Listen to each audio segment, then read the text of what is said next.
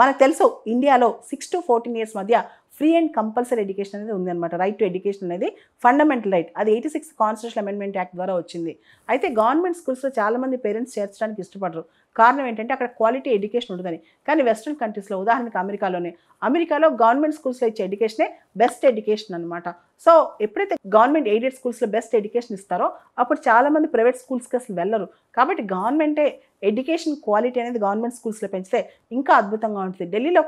ఢిల్లీలో ఇంతకుముందున్న ప్రభుత్వం కూడా ఆమ్ ఆద్మీ పార్టీ కూడా గవర్నమెంట్ స్కూల్స్లో చాలా best education system, qualitative education system తేడానికి ట్రై చేస్తుందన్నమాట. కొన్ని సందర్భాల్లో టీచర్ ట్రైనింగ్ కోసం ఇక్కడి నుంచి కూడా ఫిన్లాండ్కి పంపిస్తున్నారు, అక్కడ ఎడ్యుకేషన్ సిస్టమ్ స్టడీ చేసి రామని చెప్పి.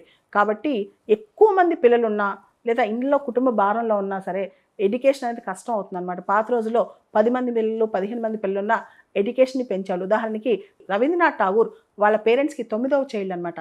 అయినా ఆ పేరెంట్స్ వెల్దీ ఫ్యామిలీ వల్ల ఆ రవీంద్రనాథ్ ఠాగూర్కి అంత అద్భుతమైన ఎడ్యుకేషన్ ఇచ్చారు, దేశానికి ఠాగూర్ దొరికాడు.